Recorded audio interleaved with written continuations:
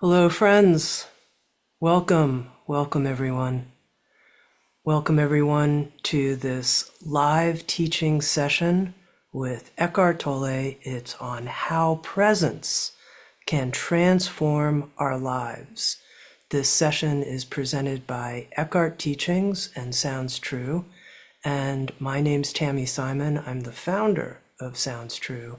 And it's an absolute delight and honor to be able to host this live teaching session. We'll be exploring presence and its power, and this session occurs as we are opening up registration to an online program with Eckhart called Doorways into Presence. You can learn more about the program at Eckhart's website, eckharttolle.com. It's a program that explores 14 different gateways into presence, delivered over the course of 7 weeks, 2 gateways a week, in the experience as a community, practicing, entering, and moving through these portals together. To give you a sense, the gateways include meditating with a candle, contemplating the question, who am I? Meditating with the sky, everyday activities like drinking a refreshing cup of apple juice and more. One of the practices, one of the gateways that Eckhart introduces in Doorways into Presence has us enter what he calls inner body awareness. And Eckhart, here in this special teaching session, I was wondering if you could start by sharing with everyone who's joined us here how the inner body is a gateway to presence, what the link is, and then actually take us into the guided experience of attuning to the inner body as a doorway into presence. How does that sound as a way to begin? Well, thank you, Tammy. Hello, everybody. That sounds like a wonderful idea.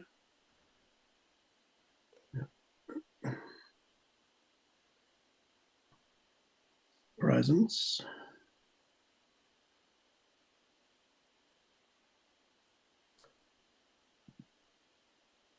we could say, is the dimension of consciousness.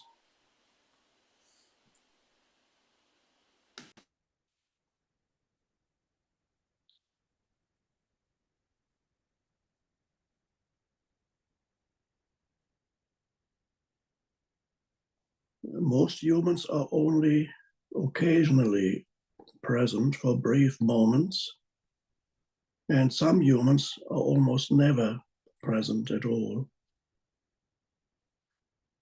And those that are present for brief moments usually don't recognize the significance of that. Their mind interprets it in a different way. For example, as a moment when they felt particularly alive or deeply at peace, or full of life energy. But usually they attribute that to some external cause.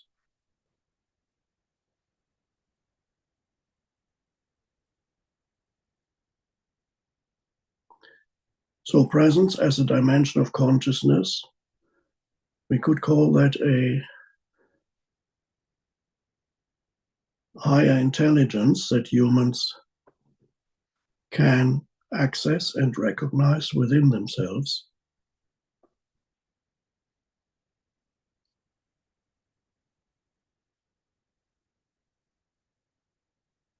And that higher intelligence can bring about, can manifest in many different ways in a person's life. For example, as a heightened creativity, so that you're able to become more creative in whatever endeavor you're engaged in. You have a creative flow suddenly happens and flows into your mind, brings about new ideas that nobody has had before, can improve the quality of whatever it is that you're doing, whatever activity you may be engaged in. It improves the way in which you perform that activity, because when presence flows into what you do it without ego. The fact that presence has arisen within you means the ego has subsided. When presence diminishes, usually the ego returns. So for many humans, for quite a long period of time, they fluctuate. Those, if you have entered the awakening process, as many of you have, you will fluctuate from being present to being drawn back into mind identification with thinking, which is the ego. So you access presence as a dimension of consciousness, and in what way it then manifests in your life, in what way it changes your life, varies from person to person. You may not even create anything new, because presence may not necessarily manifest as a heightened ability to become creative. It could just be that it greatly improves the quality of your relationships with other humans, or your ability to enjoy life, the present moment, deeply. It enables you to have empathy with other human beings and other life forms that before perhaps only happened rarely, because the ego cannot really have true empathy with other humans or life forms. empathy, compassion, loving kindness, benevolence that flows out from you towards the world, all life forms, other human beings. All these are manifestations of presence. So it is ultimately the only absolutely worthwhile thing to realize in your lifetime.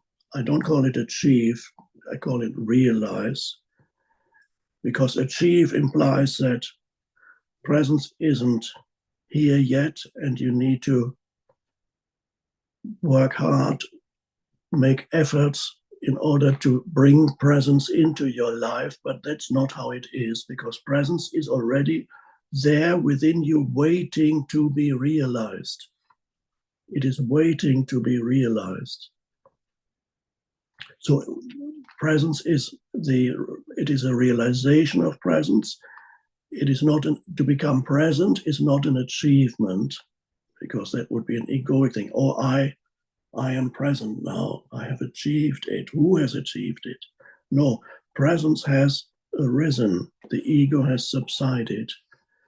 So it's a realization that presence is already there underneath the incessant stream of thinking that most humans are identified with. And underneath that, there is this vast realm of unconditioned consciousness, which we could also call stillness.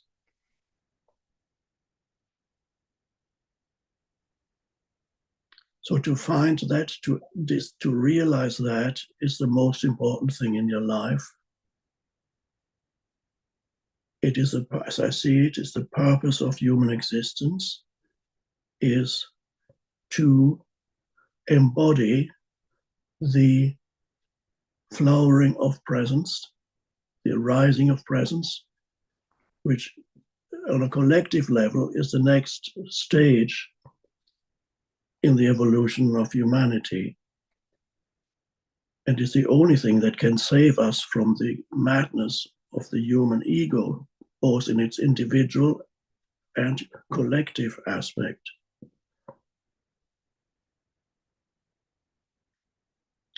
Presence, you cannot understand conceptually what it is. You have to experience it, realize it.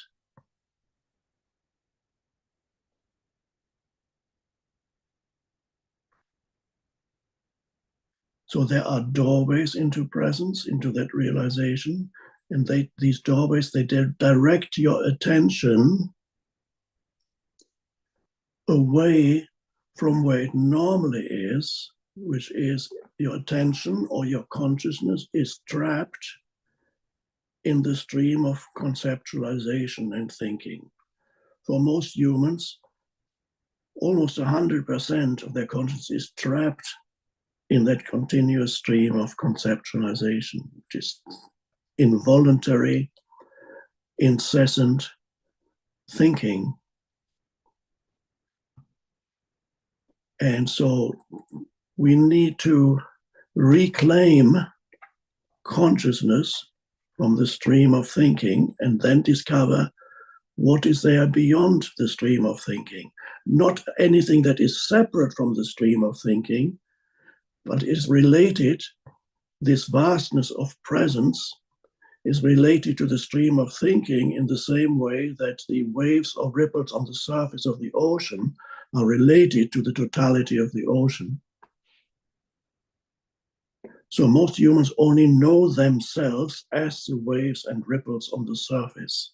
They are surface phenomena. That is the horizontal dimension of human existence. That's all they know. They know themselves as surface phenomena. But there's a vertical dimension, the intersection of what's expressed in this symbol of the cross, horizontal dimension, vertical dimension. Presence is the vertical dimension. So we have doorways that enable us to reclaim attention from the stream of thinking. One of these doorways, a very powerful one, is the inner body. Another one that is closely related to the inner bodies, and I often combine the two into one. Another one is awareness of your breathing. Sounds very simple. Awareness of your breathing. So here for our practice, I'm going to combine the two into one because they're very closely related. Awareness of your breath, of course, goes back thousands of years. It's a very ancient spiritual practice, very powerful spiritual practice. Why is it so powerful?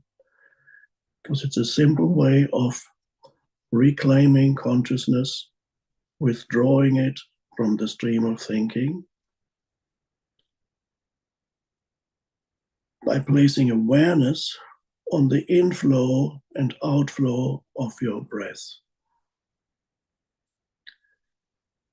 Which means, and I'm not just talking about it, because as I speak, you can verify it, experience it here and now. Being aware of your breathing begins with the simple fact that you notice that breathing is happening. That's simple enough. Mostly, of course, you wouldn't notice it. It's usually unconscious. But something in you makes it happen. You cannot stop it.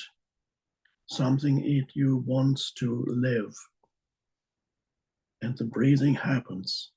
Now, you suddenly become aware that you're breathing. Some of your attention is moved away from thinking and is now accompanying the inflow of the breath into the body. The attention is linked to the breath now. So we could say you observe the inflow of the breath into the body.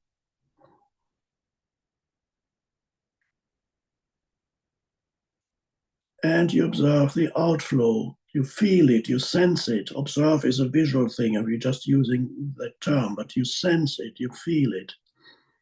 The inflow and the outflow. And while you sense that, if you're really present with your breath, you will notice you're not thinking. You cannot be aware of your breathing and think at the same time. So it's a very simple, wonderful way of taking attention away from thinking, most of which is useless anyway. I'm not talking about constructive thinking, creative thinking, but all the useless thinking that humans are tortured by. You breathe in, and as you breathe in, you can feel the air going, or the energy of it flowing all the way into your abdomen.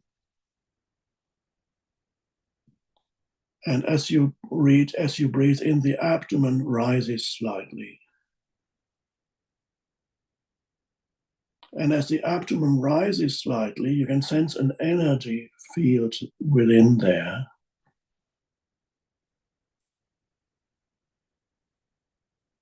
There's an energy that is the beginning of sensing the inner body, the animating presence within the body.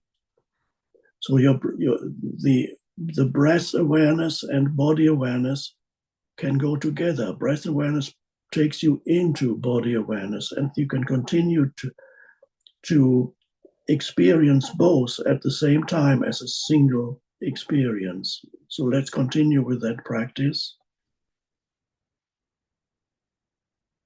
Inhalation. Into the abdomen, and as you reach the end of the inhalation, for a brief moment, 2 or 3 seconds, you pause. You hold it there. before you breathe out again. At the end of the out breath, you also pause for 2 or 3 seconds. And there's a deep stillness there in that pause. You breathe in again, abdomen. You feel the energy that is the inner body there. And breathe out. And a moment of cessation, deep stillness, and then start again. You breathe in, abdomen, hold that, feel the energy, and breathe out. And the next time as you breathe in, feel the energy in the abdomen. And now you can feel the energy in the abdomen actually spreading out into the rest of your body. Like this is a place from where the energy spreads out. You can feel that your legs are alive. Your chest is alive. Your arms are alive. You can feel the animating presence that gives life to the body, the invisible, vast intelligence that sustains every moment, that sustains the incredibly complicated functions of the various organs of your body and coordinates them all. The unbelievably complex thing there is the body, and there's a vast intelligence that is there. It is invisible. It is part of the consciousness that you are, of which the thinking mind is only a tiny fragment. And so this vast intelligence, the animating principle that gives life to the body, the invisible you, and not you become conscious of it, or it becomes conscious of itself when you feel the inner body. But let's continue. Breathing in, abdomen, energy spreading out throughout the body. And breathe out. And now we can shift our attention. This is a relatively short practice. We shift our attention mainly from your breathing to the feeling of the inner body energy, the animating presence within the body.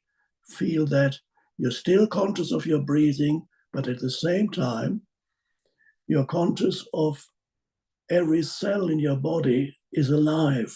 You can sense in your hands.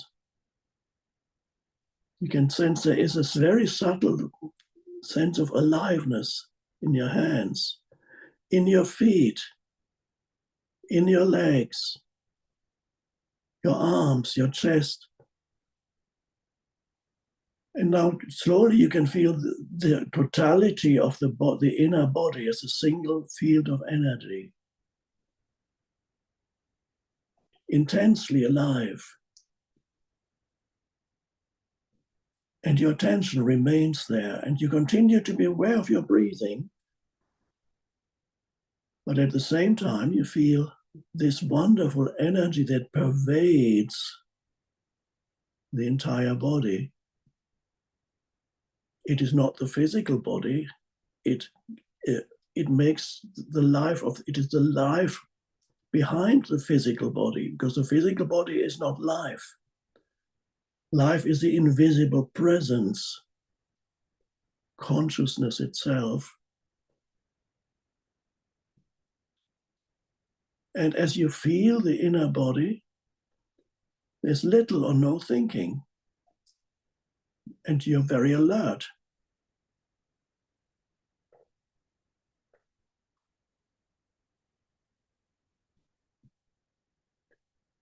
You may even want to close your eyes for a moment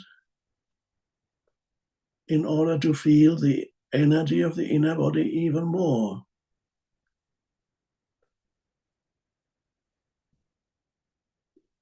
Every cell of the body is alive. This, by the way, is a very healing thing to do. There's enormous healing power in that.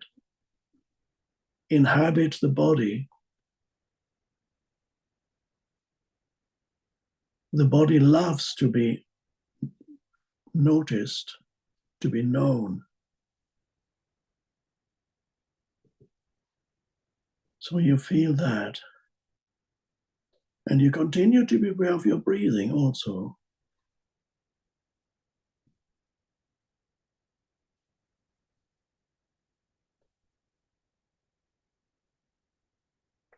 And it may be possible for you, as your eyes are closed,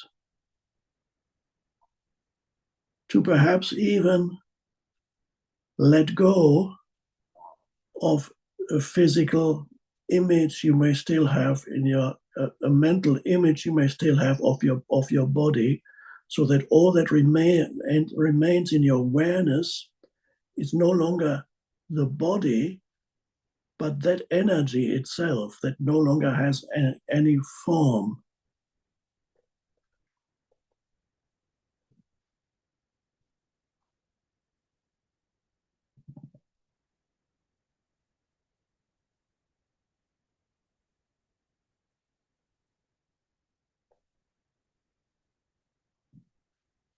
And now you have reached a level of presence, which we could also call awareness, in which you realize that this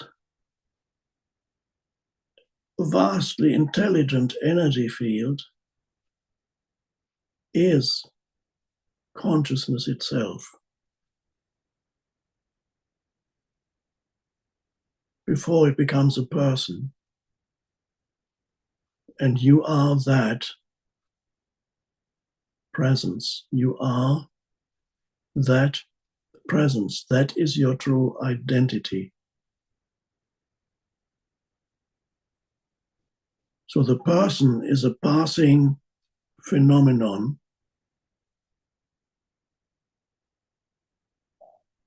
And ultimately, you are not a person. You are that vast energy that briefly takes on the disguise of a person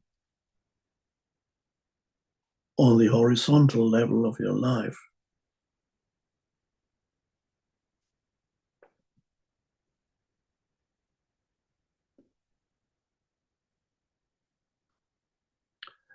And then you hold that. It is so, once you connect with that, realize that that is that your essence. It's a wonderful realization. And then you hold your attention there, remain there, and enjoy yourself in a deeper sense of the words. Enjoy yourself, enjoy the being of you. The enjoyment of being, the enjoyment that you are, of being, I am. This is why in India this realization is called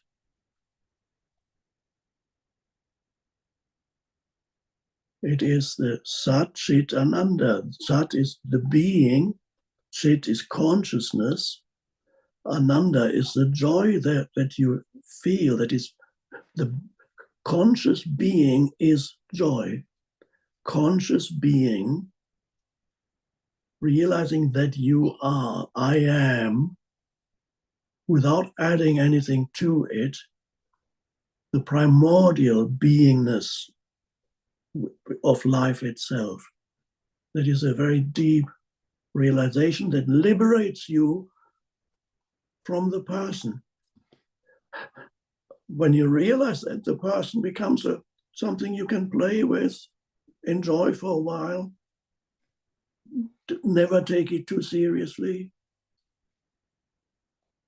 It's like a role you play, but you are not the role. It's just something that unfolds, but you can be rooted in the being of you.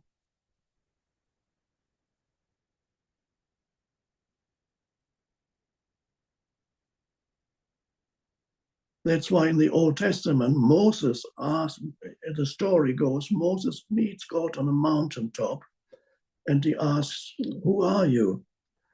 God says, "I am the I am."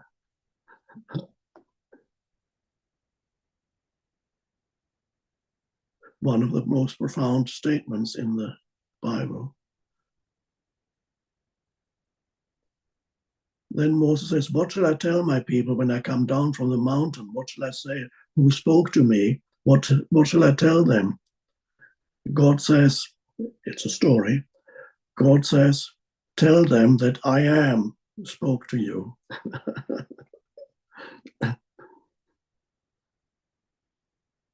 Did Moses understand what he was saying? We don't know.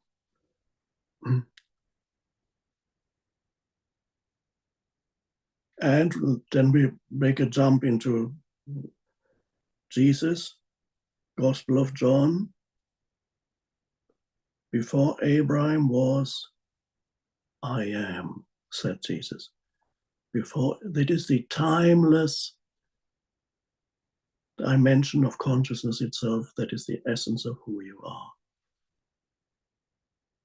It manifests as, on this horizontal dimension, it manifests as a physical body, but that's not what it is. It is a disguise. So this is presence, the realization of presence, the most important thing in your life. And even as I speak now, perhaps as you're listening, some of your attention will be on the words. You take in the words, but you can continue to feel the inner energy field of the body even as you listen. And that is a very important part. It's not just here, I'm aware of the inner body, and then the rest of my life I lose myself again in everything. No, you can stay conscious and at the same time perceive and even act and speak, still feel the connectedness with being. Connectedness with being.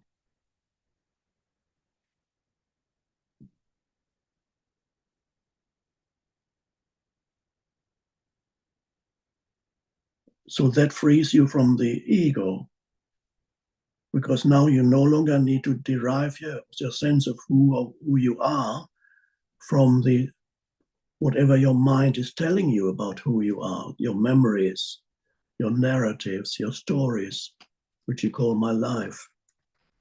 That no longer, yes, you remember the stories, what happened, but they do not give you your sense of identity anymore. Your sense of identity comes from a much deeper place.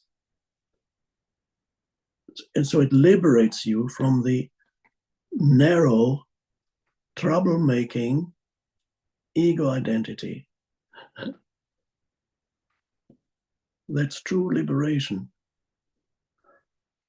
Oh.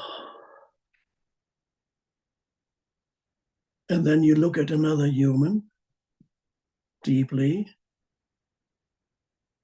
and you can sense that they too are that divine presence. Even if they may not know it, but if you can sense it in yourself, you can sense it in the other. So then your relationships change, because you still relate to a person, whatever the person is, but not only to a person. You also relate to the transcendent dimension of that person, which you recognize as one with your identity. And that recognition is love, true love, recognition of oneness. So this, we just encapsulated entire spiritual life, that is the essence. That is the essence of all spirituality. And it's simple. But Tammy may have another question for us. We have received a question specifically, Eckhart, about this gateway of inner body awareness, because you describe it as so enjoyable. And we have some participants in the Doorways into Presence program who have said, yes, sometimes it's very enjoyable, but sometimes when tuning into the inner body, it can actually feel like rough waters, disturbing, a lot of intensity, anxious, feelings like that. And we're wondering how to work with that in this gateway. Yes, thank you, Tammy. That's a good point. Often people ask that question. So as you direct your attention into the inner body, you may feel more strongly something that was already there in your emotional field, which may not be pleasant, a disturbance. In many cases, this emotion, it is an emotional energy. In many cases, this emotion is anxiety or fear, very common. In other cases, that emotion may also be residual anger. Those two are perhaps the most common forms of disturbance that people feel. And many humans continuously in the background have an emotion that is either that is anxiety, that is the most common, or anger, which is also fairly common. There's also possible there's a deep sadness that is also sometimes occur, a deep, a gloomy energy, a dark, gloomy energy.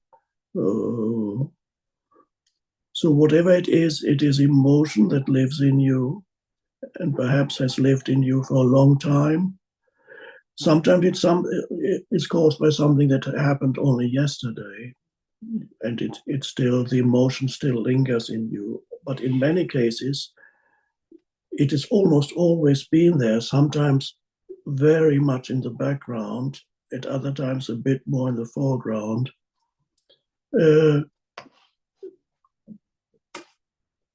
And suddenly you feel it more strongly because your attention goes there. And there it is. Let's say it's anxiety. It lives here somewhere.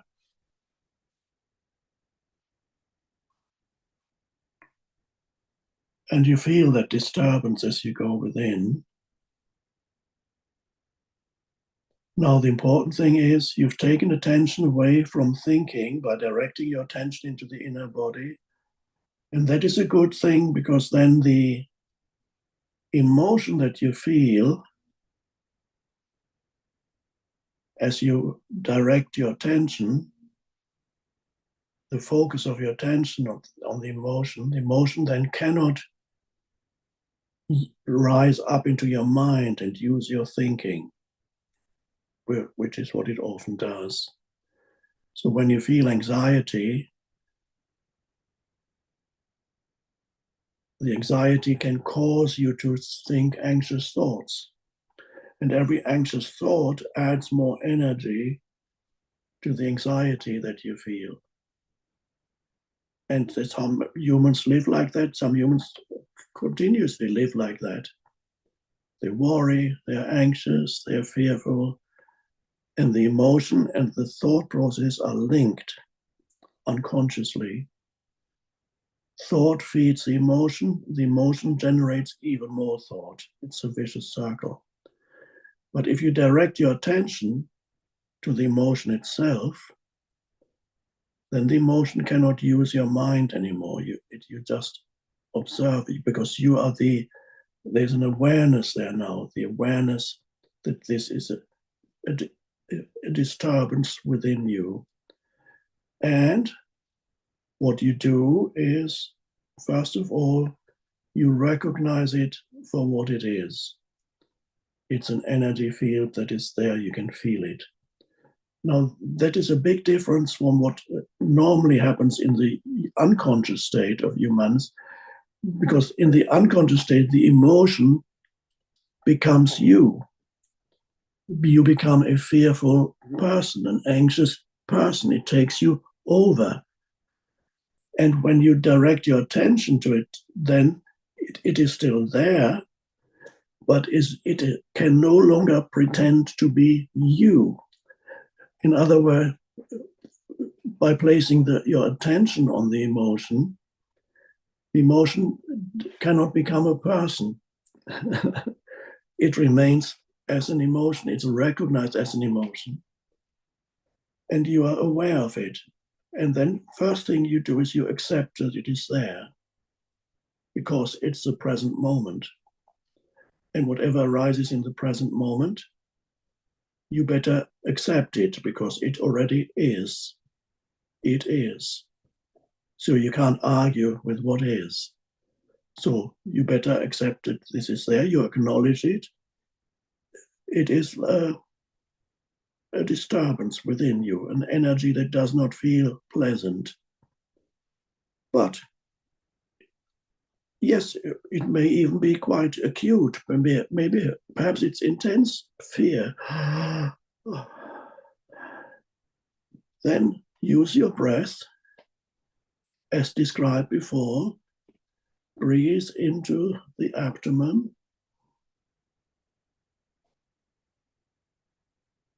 And then feel that the fear, you decide that as much as possible, you would like to release this fear and allow it to flow out with your breath.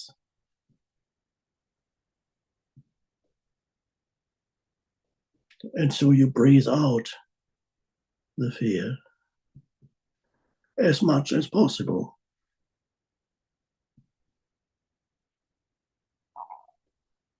Or the anger, because you decide that you don't really want it or need it. The ego likes to identify with it. The ego loves those things.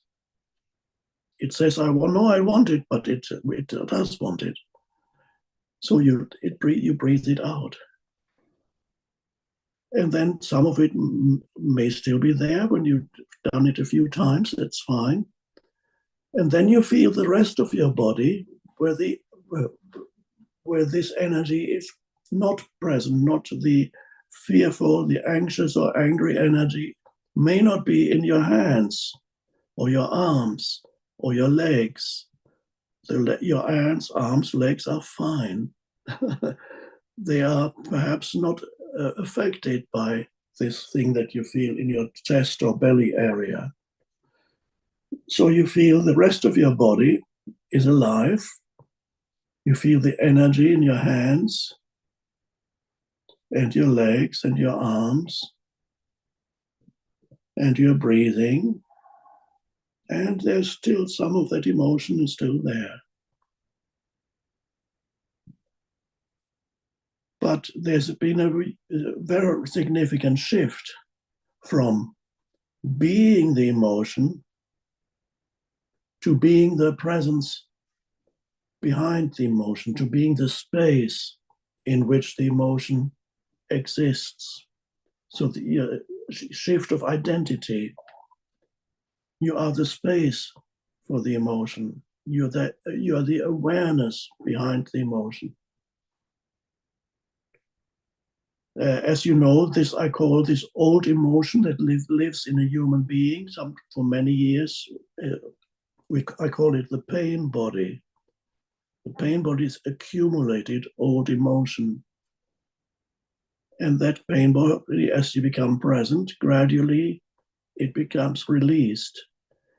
Sometimes, in exceptional cases, it can suddenly really be released in an instant, but in most cases, it takes a while. It can take, you experience it again and again. Sometimes it takes you over again, but more and more you become aware of it and don't mistake it for who or what you are.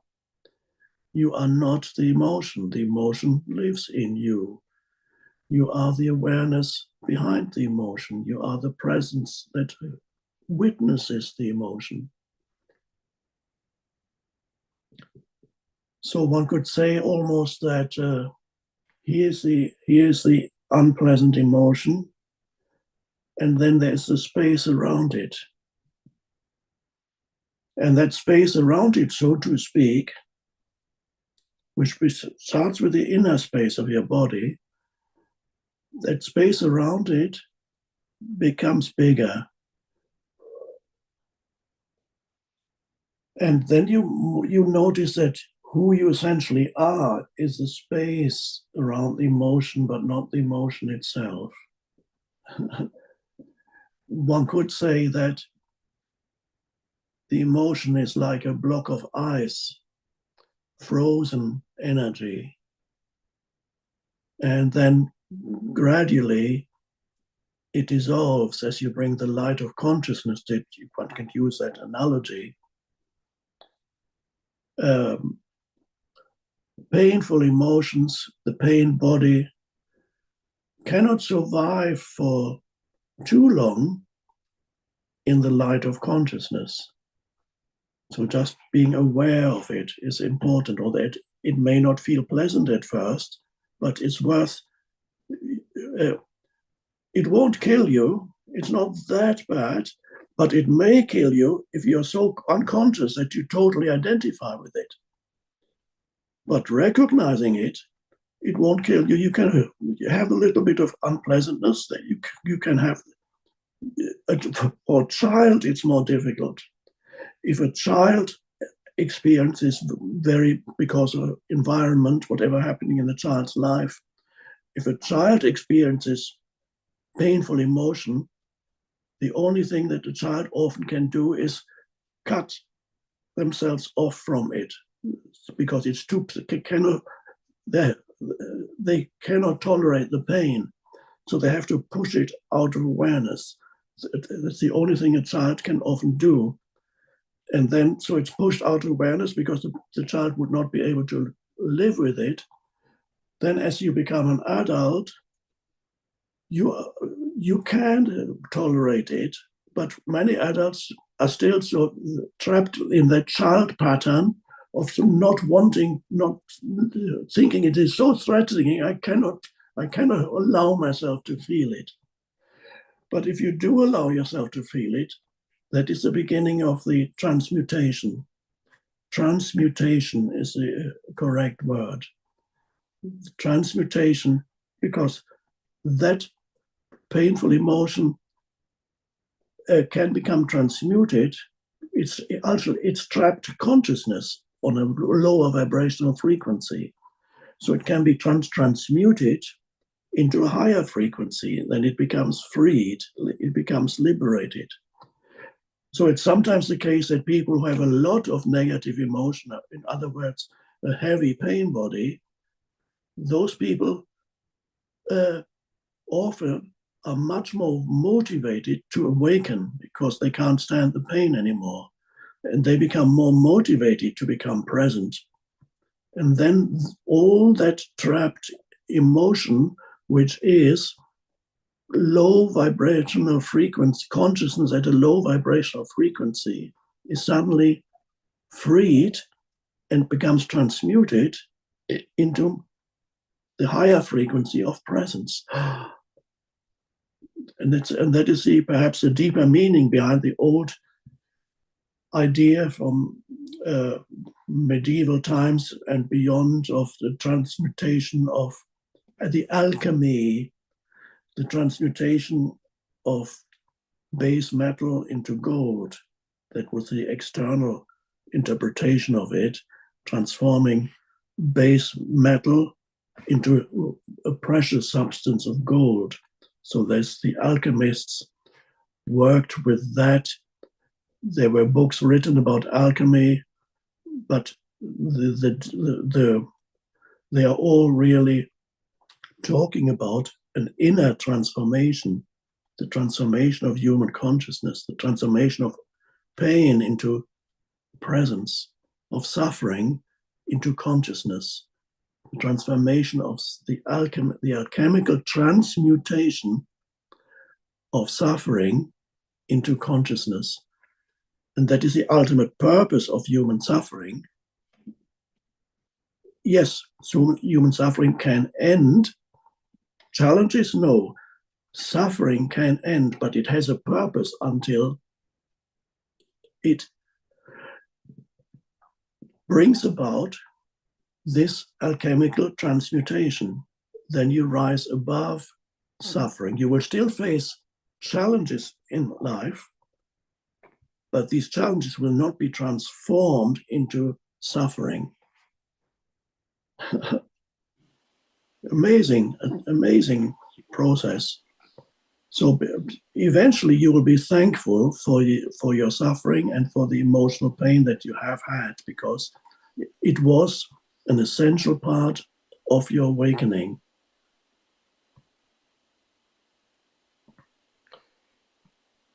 Eckhart, I just have one final question for you. You mentioned towards the beginning of this live teaching that many of us in the process of awakening experience a fluctuation between being identified with our thinking mind and our emotions and presence. There's this fluctuation.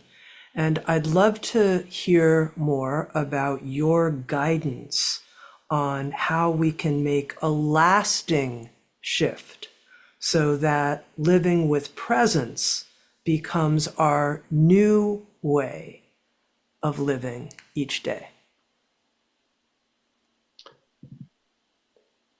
Yes, the important thing is present moment awareness, because that's all there is. Sometimes people wonder, will I be able to sustain presence? How can I sustain presence? Better forget about that. The only vital question is, am I present now? Or am I lost in my mind? That's a vital question. You can only be present now. So the point of power is in the present moment. Now, how can I be present in the rest of my life? It always comes back to the present moment. In this awakening process, many times, probably, you will lose yourself again in your mind. You lose yourself in the horizontal dimension of life. You lose awareness of the vertical dimension, the being of you. You lose yourself in the doing, unaware of being. And when you lose yourself in doing, which includes the primordial doing is thinking, doing the thinking, and then all the outer doing and all the things that continues to demand your attention. They're all mental phenomena anyway. So you lose yourself in doing, you lose yourself in your mind, you lose yourself on the horizontal dimension, and then inevitably some form of suffering very quickly. When you lose yourself on the horizontal dimension, very quickly some form of suffering will come into your life.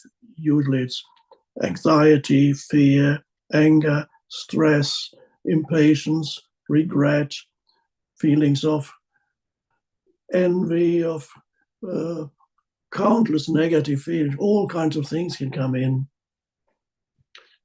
And so we could call it suffering, we can call it, the most generic term would be unhappiness in one form or another, arises. And that can be, you can learn to recognize this when it arises. We could call it a dysfunctional mental emotional state. You recognize it for what it is, and you say, oops, I must have lost the present moment.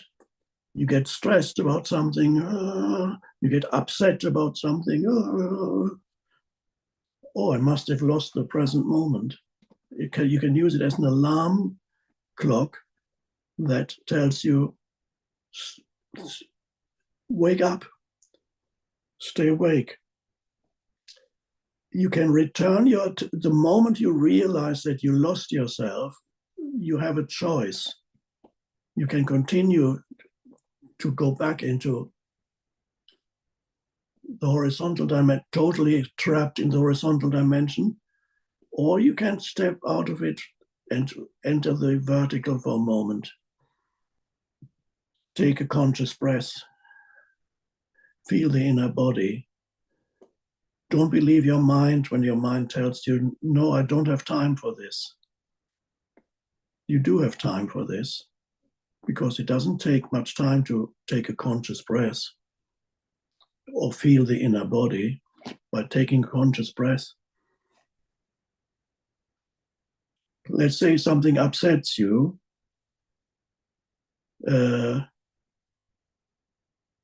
In daily life, irritates you, upsets you, and you can feel thoughts associated with you. By the way, it's more likely you're not upset by the situation. You're upset by the thoughts that you have about the situation. The situation is as it is. Every situation is as it is. The upset is caused how your mind interprets the situation. A negative narrative. This is awful. I can't stand this anymore. Why can't they do this? He shouldn't have done that. He should have done it. All kinds of narratives. So you realize that's losing yourself in the unconscious thought processes. So you gradually learn to return to the present moment again and again. You lose yourself. The moment you notice that you lost yourself, some presence has returned. Because if there were no presence at all, you would not even know that you are lost in your mind. You would be so lost that you wouldn't know that you are lost. And if you don't know you are lost in your mind, you're truly lost. It's the same way, let's say a person who is mentally ill, if they know that they're mentally ill, there's some chance of recovery. But if you're truly mentally ill, you don't know that you're mentally ill. You're so taken over by the mental illness that you're totally lost in it. But when you are unconscious,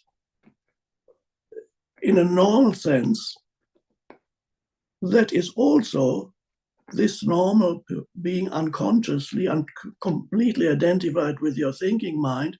Now, you may not be, you're not mentally ill in the conventional sense of the word, but the way I see it, the normal state of human unconsciousness is a state of mental illness. So the normal state of human unconsciousness it's not entirely mentally ill, but it has a strong element, a strong pathological element to it. If that were not the case, humans would not create this havoc that they create on the planet and have done for a long time. So there is a strong element of something deeply dysfunctional in the human mind, also wonderful things. but always marred by something very deeply dysfunctional. And that is the condition that all the ancient traditions have recognized. They called it unconsciousness or delusion, the state of being spiritually asleep, the state of original sin, which really means it's an original dysfunction that everybody inherits.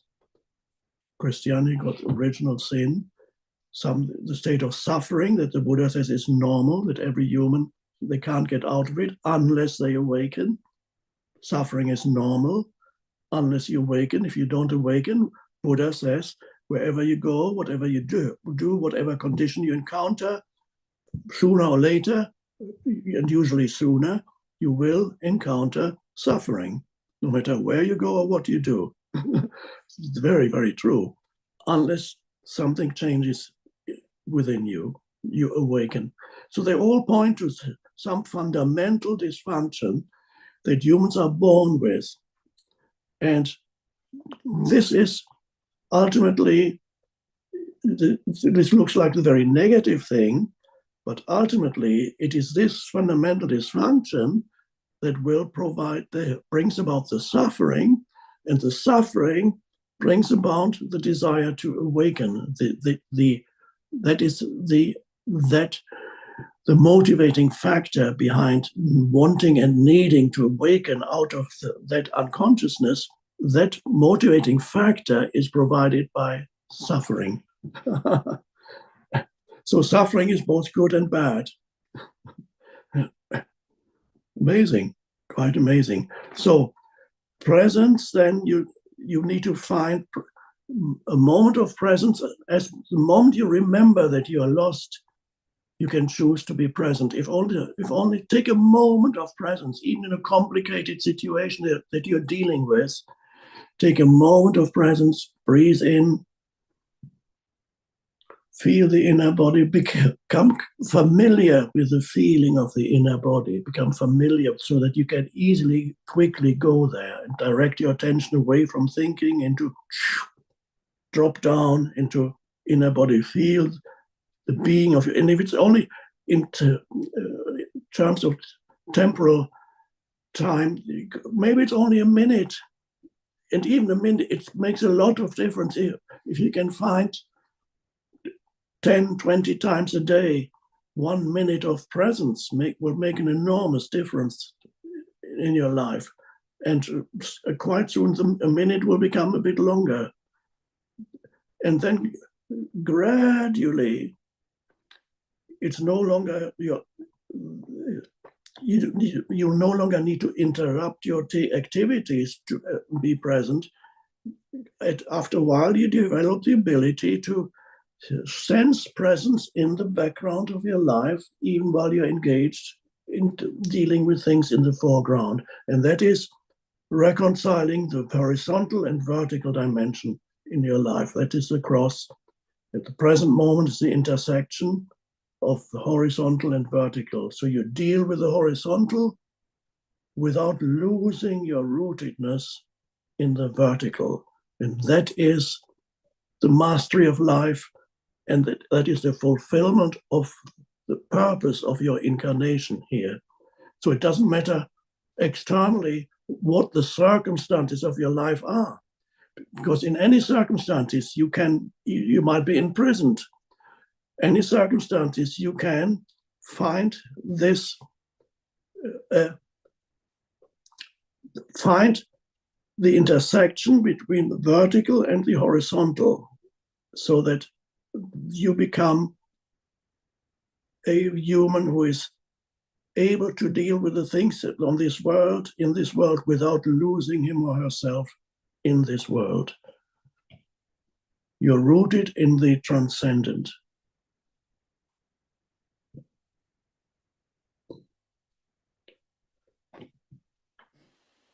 That concludes our session for today. Eckhart, thank you so much.